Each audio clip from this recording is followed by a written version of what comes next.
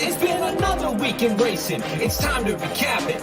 And who better to do it than Michael and Magic? Two bros/pros who cover the highs and lows of racing around the globe on every one of their shows. Real fans look forward to these guys and their last stunts, cause they know they're not talking out of their royal ascot. What they say makes sense, so ladies and gents, sit back and relax as Blinkers Off presents The Magic Mike Show, where you hear the experts speak. The Magic Mike Show. Tune into the show every week. The Magic Mike Show. You can trust the show is the bomb because it's being brought to you by RacingDudes.com. What's up, everybody? I'm Magic. And I'm Mike. And this is The Magic Mike Show, episode 299. Mr. Samich. Humza! You're back home in North Carolina. We're one away from 300. How you doing today? Oh, I'm doing good, man. I feel like Chad Brown trying to get to 3,000. We're just so close. So close here. Big show on Monday. What are we going to do? I don't know. We made a big deal about 200. 300's coming up, and I'm like, okay. I don't know why I'm so ambivalent to it. We could do a fan ask show again. That was fun. We had all the questions come in. I think that's what we did for 200. Yep. We've run it back for 300. It's going to be a big week, man. We got Spa and Surf this weekend, which is a $2,500 tournament on horse tourneys, which if anyone out there wants to try and qualify for, you still can. That should be $500,000 this weekend. 2 days, all mandatory from Saratoga and from Del Mar. And we got NHC in a couple weeks. We got the Arlington Million coming up here this Saturday. We've got big race out in, it was the Pacific Classic is next Saturday. Is that right? Out from Del Mar? Yeah. Wow. Sorry, puberty. Yeah, next weekend, next Saturday. We got the Travers the following weekend. This is quite the stretch here we're going. It's gangbusters right now. Travers and NHC week. Yeah, it's August. August doesn't screw around, Mike. August ain't here for all your trivial bullshit, man. August is here with some serious racing at Del Mar and Saratoga. And Saratoga, speaking of which, is where we're headed for today's show. We're looking at the late pick 4 sequence for this coming Saturday's card, highlighted by the Fourstardave. I feel like every year that we've done the show, Mike, we've covered the Fourstardave. Well, we can't count the first year, so because we weren't doing tickets back then. But yeah, we've got an interesting show. Fourstardave is going to be a fun one to talk about. Is that, yeah, there he is, the Sultan of Saratoga right there. The horse you taught me to bet horses for courses, specifically on Saratoga's turf course. This is one of the turf courses in the world that, like, horses definitely run significantly better on that turf because of those turns. And I play a little bit in my handicapping, maybe some of Mike's too. Before we get into it, Mike, what's the best thing you saw this week other than being back home and in your own bed? Man, there's two things. So first off, I'll be quick with them. The first one, I love this time of the preseason because you have these reports coming out of practice. And today, Josh Fields is trending on Twitter for lighting up the Dolphins, going 3 for 3 with 3 touchdowns on 3 drives from inside the 20. Well, you dig deeper, it was a joint practice. He was facing the third-string Dolphin defense. So that's why he was lighting them up. But everyone's all excited about Josh Fields. The first-string defense absolutely shut down Andy Dalton, which, by the way, they probably should have. But it's just funny to me because all of the hype and how much people want football is all going on. I'm about to probably bet a couple shekels on a couple preseason games. That's how starving I am for a little NFL action. So excited to get that going. Second thing, and I'm sure you saw this. I mean, this is right up the Magic Alley. I don't usually like the whole bracket thing. People way overdo brackets. They're all over every year. But the Ringer had one for top Nickelodeon characters this week. And I got to admit, I am nostalgically falling back in love with all of these different things. Doug Funny is currently in the #1 spot for one of these. I think Skeeter Valentine didn't get enough love. It's interesting because you can tell the different age ranges of people voting. Because I never saw SpongeBob SquarePants, but he's obviously going pretty far. You had some Keenan and Kel characters. You had Clarissa from Clarissa Explains It All. Yep. One of my first crushes who was on there. So it's really bringing me back when I'm looking back at this character list. So I think they're in the Elite 8 now, but it's a lot of fun to look through it, see who beat who, and just kind of check it out. So if you haven't looked at that and you're a fan of the old Snick and the Nickelodeon cartoons and everything, it's a great way to go and argue about this and not understand who half the characters are. There's an Airbender character, I have no clue what that is. That's way past my puberty. So it's interesting when you go back there and you see it. But there's definitely some fun ones left, and I'm going to be rooting for Mr. Funny to bring this puppy home. Look at this. This is fantastic. You got the Tommy Pickles and Reptarland. Arnold. I never knew Arnold's last name was Shortman. Huh. That's funny. Wow. Blue got a that's raw deal here. The Blues Clues dude, he went out. The Blue Dog went out early. I was pretty surprised by that. Lily was upset about it, but we didn't get too deep into it. Oh, no, he's right here. He's going against Arnold. Yeah, he's going to lose to Arnold, though. He lost to Arnold there, yeah. Oh, man. Oh, maybe this isn't this is from a few days ago. That's why it's a little out of date. That's really cool, though. I would love that. You're right. Yeah, it's a lot of fun. The Elite Eight, are SpongeBob versus Chucky, Arnold versus Squidward, Doug versus Rocco, and Tommy versus Keenan. So Keenan is the last real-life person alive. It's 7 cartoons against him. Can I have a word with you, please? Why? That's right, fan of the show, Keenan. I totally forgot about that. Yeah, Aaron asked 7 different times if Chucky from Rugrats is still alive. Thanks for that, Aaron. I think we know who his favorite character was now. He gave it Wow. away.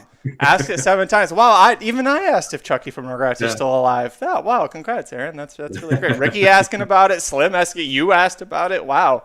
Everybody just wants to know if Chucky from Rugrats is still alive. Definitely not that Aaron is still learning how to use StreamYard after a year and a half.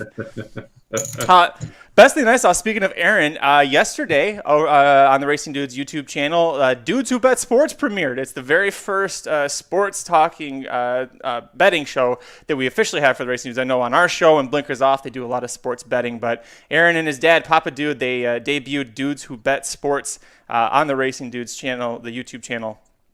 So that was a good one. That they basically talked. The first episode was talking about why you should listen to them. Why is Papa Dude does he actually know what the hell he's talking about? If you missed when we did all the live shows earlier in the year and he was giving out his football plays or any other tips, he usually was pretty good, especially at the college ranks, and a lot of their focus is going to be on college. So they had a good first show. They had a lot of great fan participation, lots of questions, and that's really what it's going to be about, is that the fans, the people who are watching live and commenting, that's what's going to drive the ship. So if you want to talk about Oklahoma, Texas, the Red River rivalry, I'm sure those guys will love to talk about it. You want to know, you got 2 different AAC teams with a 3.5 point spread. Who should you play? Yeah, that's what you really are interested in, want to know. Ask these guys, and they'll tell you which way to go, or they'll tell you don't play it because it's a bad line. So it's really great. I'm excited to see where it goes.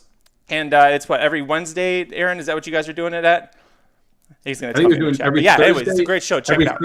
They're doing every Thursday and Monday. So Thursday, they're going to give out the picks for the weekend. Monday, they're going to recap it and give out the Monday night pick.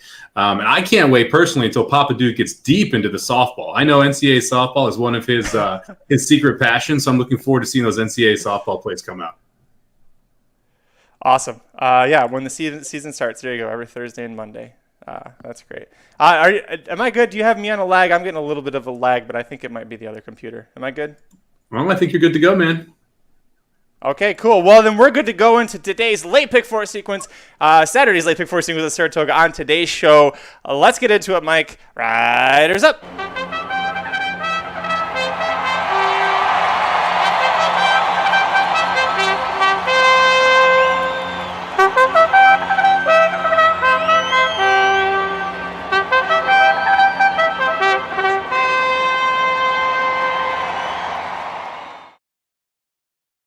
All right, Mike, kicking off the late pick 4 sequence of Saratoga on Saturday, August 14th, starting with race 8 on the card, field of 9 males, 3 and up, which have never won $15,000 other than maiden claiming starter, state bred allowance, yada, yada. First level allowance horses going 7 furlongs on the dirt, open company. This is a pretty good, salty group of first level allowance dirt runners. Mike, you got favoritism is on the number 5, Ducali at 9-5 for the Brad Cox barn. You also have the 2-1 co-second choice, the 1 and 1A Mahamo and Ashaham, and Mike.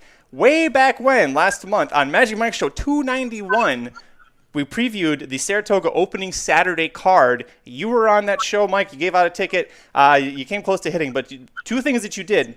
You faded Mahamo in race 8, and you faded Asking for a Baskin, who is another horse that's showing up earlier on this card Saturday, in race 11. You correctly faded it, and a lot of it was your deep dive on some of these horses. So I'm real curious to see if you're going to use Mahamo this time or you're going to stick to your guns, because also that day on that show, you and I loved Ducal to win, break his maiden in race 11, got the job done. Yeah, I'm sticking to my guns, man. I mean, this is one of those examples where some races just come back better on paper than they were on the racetrack. And that race where you had Mahamo, you had Asking for Baskin, and the 3rd place finisher in that spot was Cody's Wish. All 3 of them wonderfully high Tomlinson ratings over a wet track. They ran that race over a wet track. All the buyers came back absolutely huge. They've all sucked since. I'm going to keep betting that they keep sucking because I don't see any reason to take a 2-1 price here. I'm not going to be live, but the fact that you have that 1A in there did entice me to kind of think maybe I'll use this entry. But, look, this entry is going to get creamed at the windows. 2-1 is a pipe dream, and I have no interest in playing this entry at 2-1 when I think there's a couple other horses in here that are just really, really interesting. So I'm actually going to start out with Ducale, who we picked last time. We had a big 97 buyer and return to the racetrack for Brad Cox. I think this horse could take another step forward. Beat Askin for a Baskin by 2 lengths. Muhammad was able to beat Askin for a Baskin by 3, but again, that was over the slop. And this was in the second start for Ducale. I think you're going to see another step forward here. So I like the 5 on top. It's really not that wild of a pick, so I'm not going to go too much into it. But the horse right to the inside, Speaker's Corner, 6-1. This is a Godolphin homebred coming out of the Mott Barn. Look at that last race at Belmont on October 11th, 2020. This horse goes out, beats Caddo River, beats Greatest Honor. That was absolutely a wonderful race. And we hadn't seen him since. Like, I realize that some people are going to say, well, we're going to let him give him one. Look, the fact that we got Jose Ortiz up, which isn't someone Mott often goes to, and we saw that talent in that 2-year-old season, I'm interested in playing this horse back. I love the 6-1 price. I think you're going to get every bit of it on race day. So I'm going to start out with the 4 and the 5 as my 2 must-uses. I am going to use one other horse in here, though. Did you end up using the entry? No. So you and I have the exact same 2 horses on top in order, 5, 4. And if I had gone 3 deep, I only went 2 deep. I was going to use your 3rd horse. So we'll talk about that one in a second. Ducale, you touched on great things. One other angle, Manny Franco in the last. You called it on the show. Manny Franco was aboard. That was the last race of the day on Saturday, and he got the job done. The horse was 7-2 on the morning line, bet down to 4-5 favoritism as they came out of the gate. What I liked about that race, Mike, is, it was only 2 lengths that he beat Askin for a Baskin by. I watched the replay again this morning to get refreshed. He had that lead off as they're rounding the turn. He was in front by a head, and then he just gradually kept pulling ahead. He had him measured the whole way. Manny wasn't beating the horse, turning every ounce of energy out of him. He knew he had it won. He just kept him to task. I think he's going to get the perfect stalking trip behind some of the speed horses here. It is his first time facing winners, so it's why I'm not going to single him. I am using Speaker's Corner. One thing to touch on here, Saratoga Slim knows Saratoga racing better than I will ever know. He said that this is the horse he's going to single to start the late pick for. I'm not that bold, but if Saratoga Slim is that bold and you're using him, I'm feeling pretty good. My only question is, why the hell isn't Junior Alvarado riding? Because he's riding on the card, but he's not riding anybody in this race, including this horse that he raced twice last year. So it's my only question mark, but otherwise I thought you said everything perfectly. Yeah, I mean, it is one of those kind of head scratchers here. I'm not sure. I mean, maybe he didn't get the call early enough. I didn't look through to see if he was somewhere else in this specific race.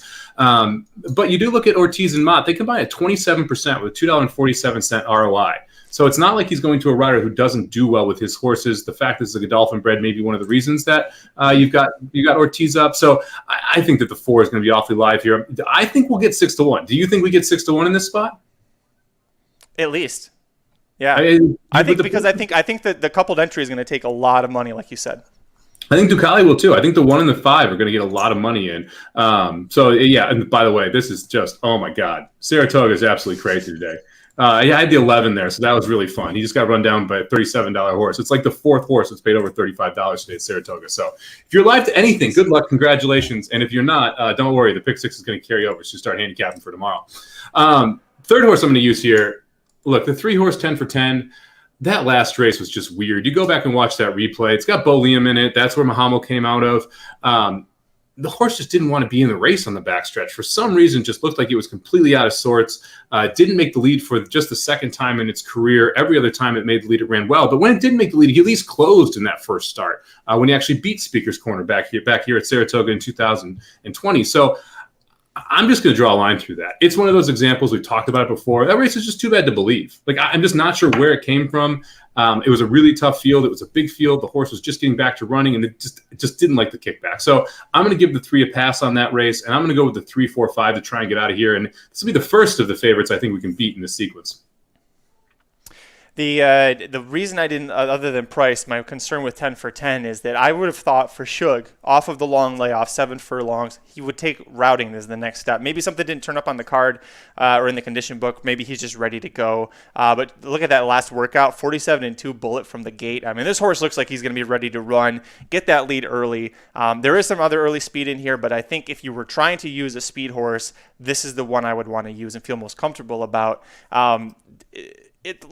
Before we move on, let's just say Mahamo scratches and the 1A stays in. Any more intrigue there, or say vice versa? Say only one of those Pletcher horses run. Do you then add the other horse onto your ticket? You know, here's the thing. Like, you watch today's races at Saratoga, and speed is just just out there, just crushing, right? No one is able to pass anybody. So that immediately means a little more worried about the 1A who's going to come from off the pace. But what do we always talk about in these 7 furlong races with a ton of sprinting speed? Having that horse coming from off the pace can often be the key difference. In this case, that is the 1A. It's the better part of the entry in my mind, the part that I would like to bet. That being said, I mean, if the 1 scratches out, it's all going to be about price on the 1A for me. If I see the 1A, and you saw this with the entry that you singled last time, you saw the price float from 5 to 2 up to 6 to 1 last week, and that seemed like a steal at 6 to 1. Look, if this floats up, if the 1 scratches out and the 1A is left in, and that 2 to 1 price floats up to 5 or 6 to 1, yeah, I'm interested in the 1A. But at 2 to 1, and I believe on race day, you're going to see closer to 6 to 5 on this entry. I'm really not that interested. Let's move on to a race that I thought was the hardest one to handicap in this whole sequence, Mike. Second race of the late put 4 sequence at Saratoga on Saturday, August 14th. The Grade 2 $200,000 Saratoga Special Stakes presented by Jared Welch's favorite beer, Miller Lite. Field of 12 juvenile males going 6.5 furlongs on the dirt. Longest distance for just about every single one of these horses to attempt. Favoritism is on the number 8 horse, Dr. Jeff, at 2 to 1. And Mike, you and I were talking right off the bat before we got on air. We do not like this horse. We're taking a hard stance. We are completely against the number 8, Dr. Jeff. So who are you putting on top? Oh, well, look, I want to start with the talk about Dr. Jeff before we start with the who's on top. Sure. This is one of those classic favorites that I just think is awful. And we talked about this beforehand. You look at the race. Okay, what was the last race he ran in? Well, he ran in a 6 furlong race on the dirt, on good dirt over at Belmont. Well, that race was taken off the turf, okay? So first off, right there, I got a little question mark, right? He was a $1.30 favorite. There's my second question mark. It was a 5-horse field. There's the third question mark. You want to slam the nail into the coffin? He was the only MTO in that race. So that horse should absolutely demolish the field. And then if you're me and you see, oh, it's a speed horse and Rosario's on it, oh, yeah, okay, we're checking him out. Get him out of here. We've no need to play that horse at 2 to 1. One of the things that we've seen traditionally from Wesley Ward is that when he has his best horses, he ships them overseas to Ascot and then brings them back and runs them after that. That brings me to the 1 horse, Nakatami. This horse looked absolutely wonderful on debut. Beat a horse called Happy Soul. Happy Soul, by the way, really good. Came back and rolled the next time out. I like this horse breaking from the rail. I think this is your speed of the speed. And I am thinking that Tommy can take this horse or this field gate to wire. If he is able to get out of the gate well, I think he's awfully dangerous. Whenever Wesley Ward sends these horses overseas, that tips his hand on just how good they are. I think the 1 horse at 8 to 1 is a very good price. My other must use was actually right to the outside. I like Gunnett here. This is our Gunnett right here. Gunnett's, I guess, younger brother. This one is one of those where, like, when I like Steve Asmussen, and we talk about this all the time, when I like him at Saratoga, I like him sprinting on the dirt, specifically with 2-year-olds. That's what we're getting here. I like the progression that we saw from this horse, taking a step forward last time out, breaking its maiden, running a 21-3, 44-4. The horse really kind of, you can tell it learned every single step of the way. Now we add blinkers, a 14% move, but that means that we're going to have a little bit more pace injected into this horse. I mean, I think this can be really tough. There's 2 Ashens in here. This is the one that Santana's riding. This is the Winchell Thoroughbreds, and Gunrunner has been absolutely on fire as a sire here in the 2-year-old campaign as well. So I'm going to start with the 1 and the 2 here in this race. Those are my 2 must-use horses. I'll agree with you on the 2. That was one of the 2 must-uses for me. The 1 didn't make my ticket, and I kept going back and forth about it. If there's some scratches, he'll make my ticket, but he definitely has that inside speed. My concern is there's enough other speed in here, even though he's probably the fastest of them, at least on a Timeform US rating. I'm concerned that he's going to be buried on the rail and that it's just going to be intimidating for him being inside. When he debuted at Keeneland on the dirt, he was from the 8 post. When he was at Ascot, it doesn't really matter where they're at because it's just a cluster, you know what, when they break out of the gate in those sprints. Just run straight. Yeah, just run straight. So I have a little concern with that. Also, he's never gone beyond 5 furlongs. This is 6.5. But those are trivial things. I mean, 8 to 1, I think you play him at 8 to 1. I think this is a good price for him. If he was lower than that, I might try and talk you off of it. But 8 to 1, you're getting a good deal. The horse that he beat, his stablemate, Happy Soul, they beat on debut, won twice since then, including the Astoria Stakes, 81 buyers both times. So even though this horse doesn't have an official buyer on the page, and the time form for the Ascot rating is only 66, the fact that Happy Soul came back and did back-to-back 81s is a good sign if you like that horse. You talked about great things with the 2. I'll move on to my other must-use, and I'm surprised you didn't use him this time. This was your top top pick last out in the Bashford Manor Stakes, and you're Nah, I not using knew the this was 7 coming. Double Thunder. You're not using Double Thunder at 6-1. Mike, if he was like 3-1 off of that win, I would understand. But 6-1, I'm very curious why you didn't use this horse. Now I listened back to Magic Mike Show 285, I think it was, when we talked about the recapping this race and the juvenile, the debutante for the fillies.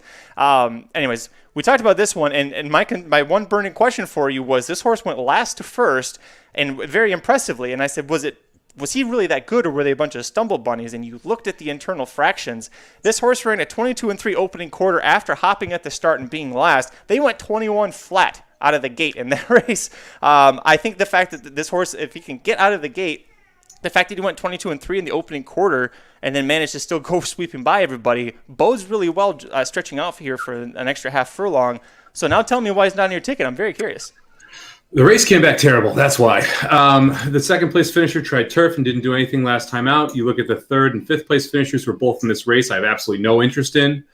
So when you start to look back at the returns from the race, you kind of go, well, it was impressive in the moment, but when you actually look at it, you take a step back and you say, okay, now let's think about this. Let's analyze it. And let's look at the other races that we have in here. Like, look, Wesley Ward thought enough to send the horse to Ascot, right? Then you have Gunite, who's the 2 horse here, who's improved every step of the way. And his last out buyers is 73, where you saw this wonderful Bashford Manor, which Double Thunder ran a 64 in. Yeah, maybe the break cost him 5 or 10 points. But then the question is, do you think we can take another step from there? I mean, it's one of those where it's like, I don't necessarily believe that Double Thunder can take a step up against this field. I think this is a tough spot for the horse to show up in. I could be wrong. I could eat my words here. I could end up throwing the horse on if someone scratches. But right now, because of what else has come out of that race and the way the numbers came back, I just couldn't use it in this field. Sorry, I was on mute. Colson's having a tantrum back there. So you didn't end up using him. But tell me about another horse that you did use then. Yeah, so I ended up throwing on the 9 as my next horse here. And this horse is Dance Code. We got 15-1 morning line, so I love the price here. Horse broke its maiden at Parks and then shipped into Saratoga for the Sanford. And Sanford was won by a horse by Witt, who we'd both be singling if the horse was in this race. We talked about it, I think, at the last show. Was 29-1 in that spot. Stumbled horribly at the start. Didn't get a great trip even after that. Was able to rush up and finish third in that race. Ran a 68 buyer in his first start. The 60 buyer in the Sanford, I'm going to give a pass to, because specifically how the race was run. The horse went 22-3, 45-4, and was on the lead or very close to it at Parks. It went 22-3, 46. This horse was 6 lengths off it in the Sanford. I think you're going to see the Dance Code a lot closer to the front. I think that you could project improvement off of the 68, and if they do prove off the 68 in the third race cycle, you can see something as high. You could see something as high as a low 80s. You see anywhere in the low 80s here from the 9 Dance Code, 15-1 is an absolute steal on the line. So I thought the 9 horse Dance Code had to make the ticket. Another one with I think is the right price if you want to play the horse. I didn't, but the fact that the horse didn't quit in the Sanford, I think that's a good sign. But I don't know that I trust this horse against this field. But we'll see what happens. Again, 15-1, that's the right price if you want to play this horse. I used the 2 horses to his outside, the 10 and the 11, so I'll talk about them real quick. Norm Cassidy, 19% with a positive ROI with juvenile horses. He's already got a 2-year-old stakes win at the meet. Now he puts Glacial in off of a third-place finish in the Bashford Manor to Double Thunder. What I liked about the Glacial's race in that spot is that he was up pressing the pace. The Suicide 21 flat that I talked about, he's the only one that didn't completely die off in the stretch. Yeah, Double Thunder came and swept past him, but for him to go 21 flat, 45.3, still hold on and get third, he basically was a head away from second with Vodka and Water, who's a horse that has finished second in 4 straight races. To me, I'm going to use him here. I like that we're taking the blinkers off, and if this 15-1 I think is the right price. Tyler Gaffleone leaves the 6-horse Stolen Base to hop on this horse that he has never ridden before. So I like that about him. Then I also use the 11, High Oak. Bill Mott, Junior Alvarado. See, I told you he's on the card somewhere. Has a really sharp last work on August 7th there. Won on debut at 5.5 furlongs. We're stretching out. Gormley, I hate the name so much, but is 6 for 25 as a sire with this first crop here. The one concern with High Oak that I have, I looked back at that field. They're 0 for 3 since that June 26th win, but it is Mott. It is Junior Alvarado. And out of that race, because he came from off the pace, I really like that effort from him. So you talked earlier, Mike, about horses that are going to be professional and keep working hard to try and get the job done. That's how I landed on the 11. Yeah, I went back and forth between the 11 and the 6 as my last horse in. Nothing's come out of that race that the 11 won. You have an 8th place finisher, a 4th place finisher, and a 2nd place finisher. Highest buyer out of that race has been a 61. So that's why it kind of led me away from it. I ended up on the 6. I'm not like super excited about this horse, but again, at 8-1 and how you get Mike Maker, I think it's a pretty good price. What really led me to it though was that last workout. It's interesting to see a horse work, mediocrely throughout the process and then pop a 47-2 for 4 furlongs right there, right before this race. The other part of this is I thought that last race, the race where Stolen Base broke its maiden at Saratoga on the 23rd, was really impressive just from a debut perspective. The horse didn't break on top, was sitting in the 3 path around the turns, was sitting 3 wide the whole way, and just kind of ground him down and got by. The time isn't ultra impressive in 105-2, but the buyer came back 71, which is actually your second best last out buyer in this field.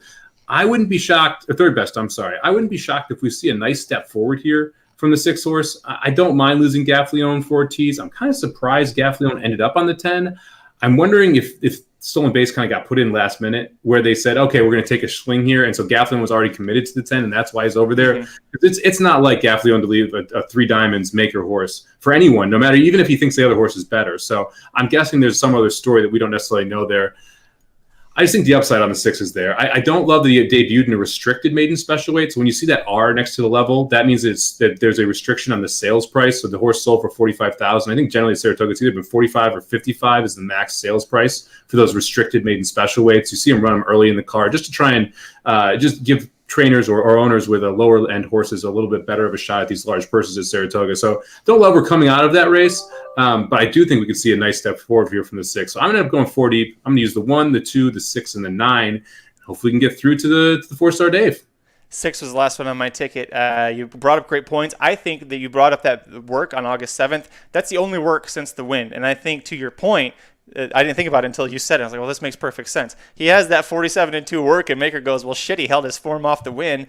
The entry's closed tomorrow nominations closed for the Saratoga Special. Let's just nominate and go and draw, and this is what they got. Jose Ortiz, 32% with a 266 ROI at Saratoga for Maker, who's the leading trainer of the whole meet. So it was very nice that they wrote a $45,000 restricted maiden special weight for this horse for the small barn of Mike Maker and the small ownership of 3 Diamonds Farm. Well, you got to find the diamond in the rough. Got to find that 4th diamond for him. I love it. But yeah, so you are 1, 2, 6, 9. I'm 2, 6, 7, 10, 11. We'll move on to the headlining event of Saratoga's Saturday card on August 14th. The Grade 1 $500,000 Fourstardave handicap. Mike, 5 males, 3 females trying to go into this inner turf course, going a mile favoritism on the rail. Number 1, Raging Bull at 9-5. He is my must use, but I went 4 deep here. And I used a couple of females, and I'm sure you probably already know who I used, but I will let you take over. Who's your top pick?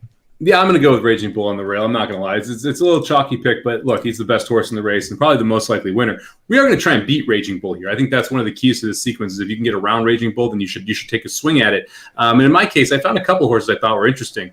I love the fact that we're starting to get some fillies in these races, though. It's becoming a little like Europe where you see the fillies take on the boys all the time on the turf. It's fun to see it happen here in the States as well.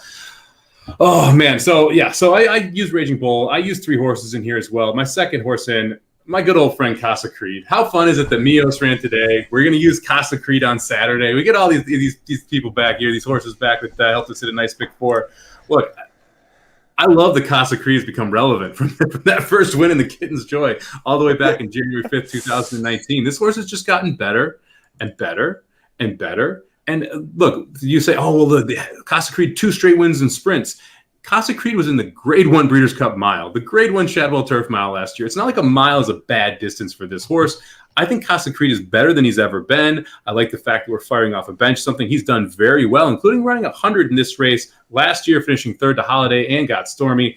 I think Casa Creed's awfully live in this spot. So I'm going to go with the 1 and the 4 as my first 2 horses. I'm going a little crazy with the 3rd one, so I'll let you take it away before I go there.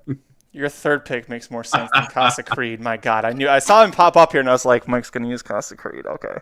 I need a Casa Creed saddlecloth. That would go right over here. I got to get a Casa Creed saddlecloth at this point. It'd be a great addition. Casa Creed, 13 turf routes in his career, 2 wins. He, at age 5, at age 5 is a better one-turn turf horse. That is my opinion. So I didn't use him. I'm especially not going to use him at 4-1 if I think that. But listen, I know you love Casa Creed.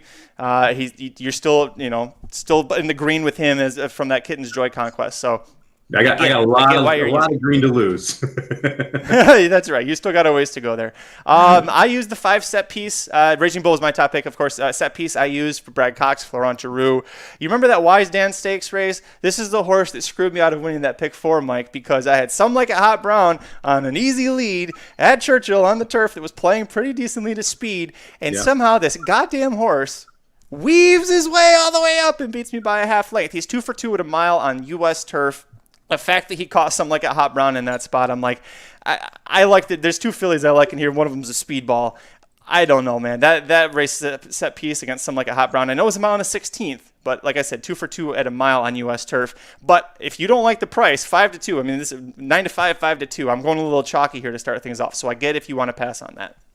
Yeah, I'm not sure if set piece screwed you. You screwed yourself by not using set piece, but we don't need to get into that right now. We can go back there later. He's only won 3 straight now. Yeah. Yeah, well, that's true. He's just been absolutely dominant. Although I will say, it did not look like that horse was getting to Something Like a Hot Brown, and I just flew through on the inside. It was a really impressive performance last time by set piece. That's why we're not going to use him. You know who I am going to use? Look, we've got 2 speed horses in here, right? Who are our 2 speed horses? You're using one and I'm using the other. It's Whisper Not and it's Blowout. Okay. Who's riding the 2 horse? Jose Ortiz. Who's riding the 8? Oh, God damn it, Joel Rosario. Who's not going to go to the lead? Joel Rosario won't go to the lead. I like the inside speed. I like the fact that we're going to get a nice trip here. Yes, this is a huge step up in class for the 2 horse Whisper Not. But Whisper Not is going to have an uncontested pace because Joel Rosario is going to sit off it. God, I love you, Joel. You're nothing but not predictable. And we're going to get to the first turn first. And there's not been a lot of rain at Saratoga. Speed has been doing very well. Specifically, inside speed's been doing very well. I have a feeling Whisper Not's going to take this field we'll be in the lead of this field, turning for home. If I get the leader going into the stretch and I get that horse at 20-30-1, which is probably what we go off at here, I'm willing to take a swing against this field because there's a lot of closers. And there's just no one who wants to be on the lead except for these 2 horses, and one of the jockeys is going to defer. It's a great point. The problem is he is the bell curve. So you're getting one side of the bell curve on Dr. Jeff. You're getting the other side of the bell curve here in the Fourstardave with Joel Rosario. I did use that. I hope maybe I should use Dr. Jeff then. I did use Blowout. I didn't want to, but the fact that this horse looks very strong in the Distaff Turf Mile at Churchill, her only start so far in 2021. She went out to that huge lead, was able to hold on. That's the only way I think she's got a shot to win this. I think you've got to go, and Rosario is going to go. Probably not. If you were going to bet one way or the other, I think you make more money betting that he doesn't do it. But I couldn't help but ignore this is the same owner, Peter Brandt, and trainer Chad Brown as Raging Bull. She could just be a rabbit. She could be in here to make sure that Whisper Not just goes out and has a pressured lead and therefore isn't going to be able to take this field gate to wire and set it up for Raging Bull. But she's brave, man. This is a horse that's never missed that. She's finished in the exact 11 of 12 starts. She got 3rd the one time she missed outside of that, and she missed that race by a neck, and that was here at Saratoga. She doesn't have any wins, but 2 seconds and a third. She's got 3 wins in 4 seconds at this distance. This horse, those are against fillies and mares too. So you've got that to contend with. But I understand if you're going to use a speed horse, you pick either one or the other. You're going one way, I'm going the other. I'm also going to use this 6 Got Stormy. This is a horse that you talked to Mike about. Fourstardave, horse for course. Yeah. Yeah. She wins a Fasig-Tipton De La Rose in 2019. I pick her a week later in the Fourstardave and she beats the boys. Then she comes back in 2020. I picked her in the Fourstardave. She got didn't get firm turf. Got second to Halliday, who was a strong gate to wire horse. Beat Casa Creed, as you mentioned that day. This horse loves Saratoga. She's the 2020 runner-up, the 2019 champion. Mark Cassidy has said that he is only going to actually run her in this race if it's absolutely firm turf, because going 2 turns, he said that's what she needs to be effective. So if she's in the race, that tells me that Mark Cassidy is very confident in the turf. 10-1, I think that's a fair price to have on her here because she's definitely not look the same at age 6 here. So we'll see if we can turn things around. But again, with that recent form, the last 2 races, I know Aaron Halterman had her as a throwout. I get why you wouldn't want to use her because of that recent form. Do you own a piece of her with my racehorse too? I don't see how that's relevant in this conversation. Just checking, just wondering. I assume you own at least one piece. To be honest, I'd be surprised if it was less than 3. They wouldn't let me get more than one. Okay, there was a limit. And the truth comes out. Yeah, I had no interest in God Stormy. Look, if this horse beats me, this horse beats me. God Stormy hasn't won like over a legitimate field like this in a minute, right? Like even the last couple wins, you're looking at Winning Envelope, Into Mystic, Chicada, Zofel, like feel glorious. None of those horses really scare me in a field like this when you have horses like Raging Bull in here, like Casa Creed, who is now dominant as he gets older, versus your God Stormy who's fading away into the pasture. So yeah, I mean, I understand why you play God Stormy here, and you're right. Horse for course definitely plays into effect here. However, I wouldn't waste my money on that horse right now. That's a show and prove for me. So we'll see what happens. This is a fun race, though. I got to say, this race, like we often talk about stakes races and how it draws 5-horse fields. It's not that interesting. This is a legit interesting race. I mean, we haven't talked about Daddy's a Legend or Field Pass, who are 2 very good horses. Set Piece, I know Dennis is mentioning he almost thinks it's a single here in the chat. Like, I don't necessarily disagree with you. Like, look, if you think a closer's winning and you like Set Piece more than Raging Bull, then I mean, why not take a swing and spread elsewhere? Like, I don't hate that idea. So, oh God, no, God Stormy. Jason's with me. See, they cut us off at 1. No. Yeah. I'm just happy you didn't pick Daddy as the Legend for the 20th time on this show. No, man. I quit Daddy as a Legend. It ran huge last time I picked it, though. To be fair, I think it was like 30-1 and ran second. So let's not completely knock Daddy as a Legend. I'll pick him when we get more realistic with the spotting from Weaver. Then we'll pick Daddy as a Legend again. This is a tough race. Daddy's Legend is probably going to run 7th in this race. Well, or you know what? We play her next time we do a place pick all show. That'll be the time to go ahead and use her at 30-1. We'll move on to the 4th leg of the late pick 4 sequence of Saratoga on Saturday, August 14th. The get out, go home, hopefully with some money in your pocket race. Field of 10 New York bred males, 3 and up, going 5.5 furlongs on the turf course. Turf sprinters to end things off in a New York race, Mike. You know I love it. You got 3 AEs, 3 MTOs that are going to try and get in here. But the number 4, Dr. Blute, is your 7-2 favorite. Number 2, Nero, is your 4-1 second choice. Mike, I'm going bonkers here. I'm going too deep, and I'm not using either one of those horses here. We have agreement on one of them, but tell me your top pick. What did our boy Dan tell us? He taught us this.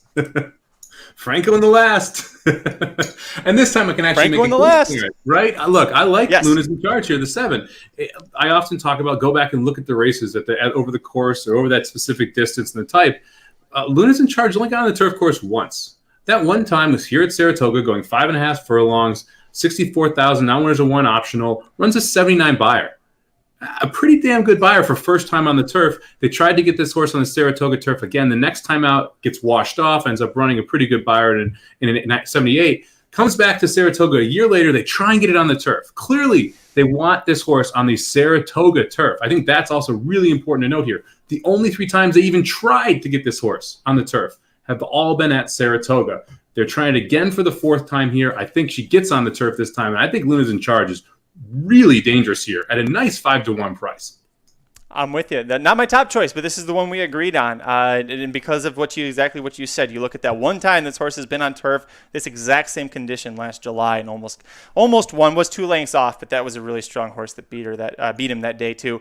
Manny, the last 3rd start of the form cycle, 3rd start at age 5. So you've got all those factors going for it. The one thing that might scare you off, you look at this, was 1 for 16 horse, but like Mike said, the one time this horse got on the Saratoga turf successfully, it worked, and I think the forecast is looking good. So hopefully this horse can one up and get the win there.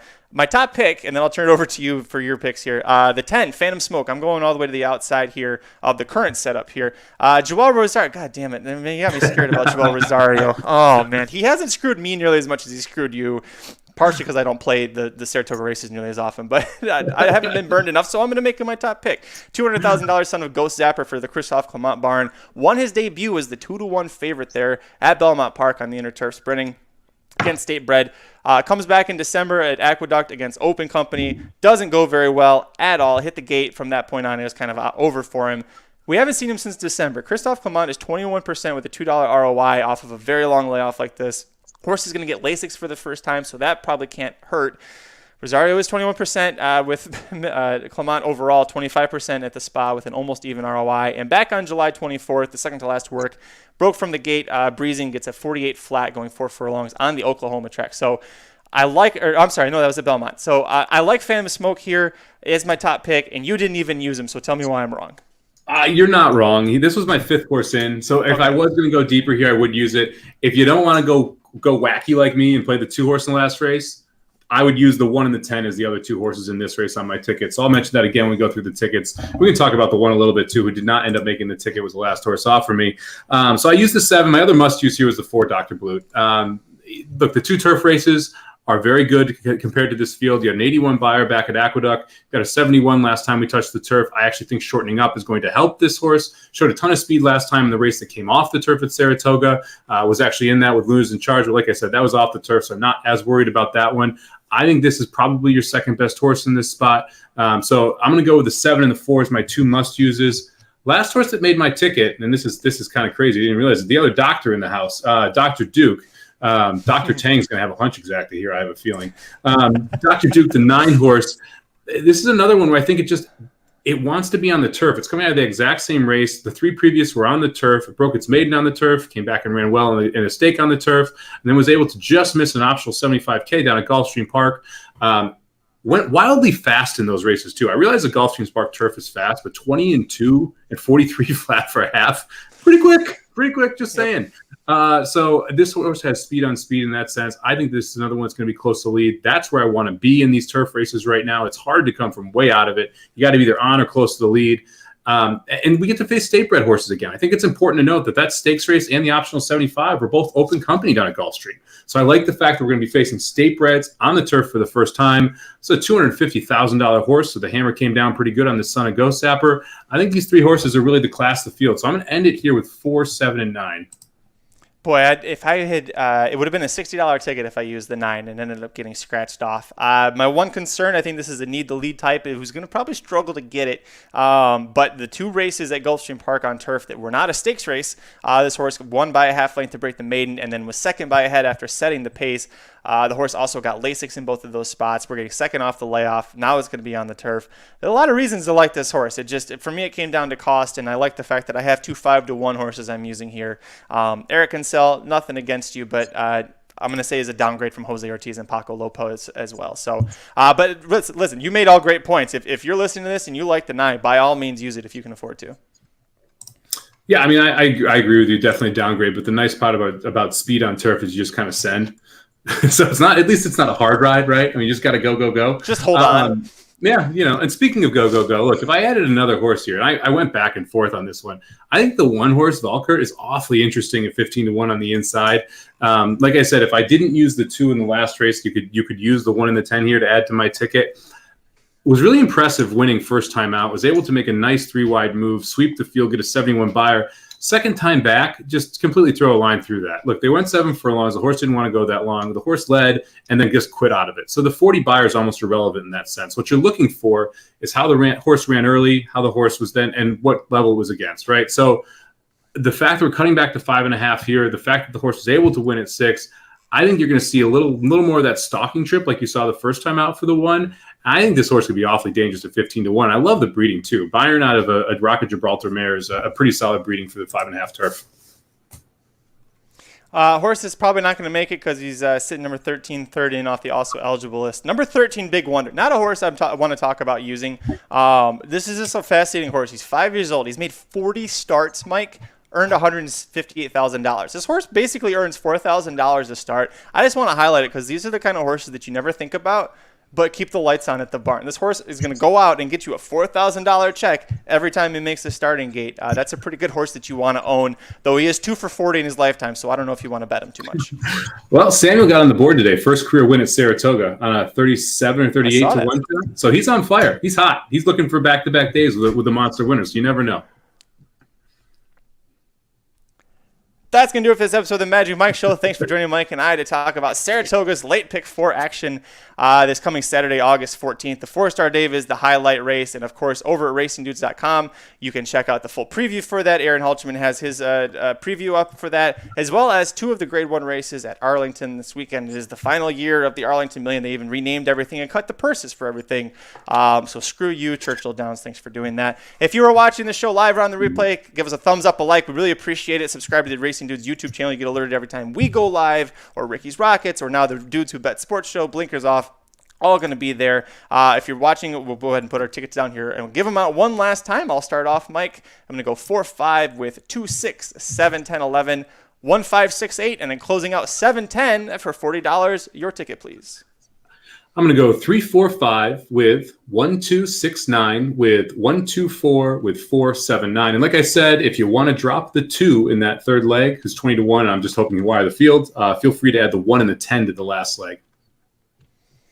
We got the Fourstardave, we got the Arlington thing going on. Lots of action coming up, so it's going to be exciting. Head over to racenews.com. Check out the premium products. The Samo bombs are up there. I know Mike's getting excited for another big weekend in Saratoga and Del Mar. You're doing pretty good at Del Mar to start the day off on the Thursday card, right?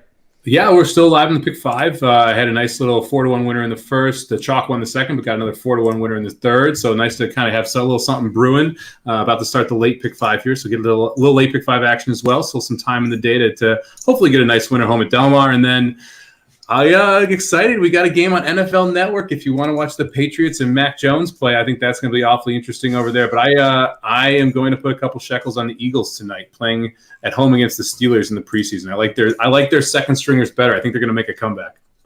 Pittsburgh Steelers should be a very weak team this year, so that's not a terrible bet. So tune in and see what happens. Follow us on Twitter. I am at Curtis Kellord. He is at SomaBomb18, number 1, number 8, Corporate Orville. It's at Racing_Dudes. Blinkers Off will be back later this afternoon. That's why you got to subscribe. You can click the notification bell because nobody knows what the hell time they're going to go live. But if you subscribe and get the notification bell, you will know. Also, tomorrow morning, Rocket Hour. I am pinch hitting for Ricky. He's going to be... He's driving up to Saratoga, so I'm going to be covering Saratoga's Friday card with Aaron, so you can tune in for that one. Hopefully it goes well. It goes just as well as what the Saturday late pick 4 sequence will do as well. But we'll be back on Monday. It's 300. Oh, yeah. If you've got questions, if there's anything you want us to talk about, you can send it to us. You can tweet it at us. You can send it to contact@racingdudes.com and just put in the subject Magic Mike Show question. We'll do our best to answer them. If you could join us live at 5:30 Eastern, 2:30 Pacific on Monday, we'll answer some questions in the chat. And then, of course, we get to talk about Got Stormy becoming the first multiple winner of the Fourstardave since Wise Dan did in 2012 and 2013. How is that for some history, Mike? I mean, we're not going to get to talk about it, so. Tune in on Monday to see what happens. Until then, I'm Magic. And I'm Mike. Good luck this weekend. The Magic Mike Show, where you hear the experts speak. The Magic Mike Show. Tune into the show every week. The Magic Mike Show. You can trust the show is the bomb because it's being brought to you by RacingDudes.com.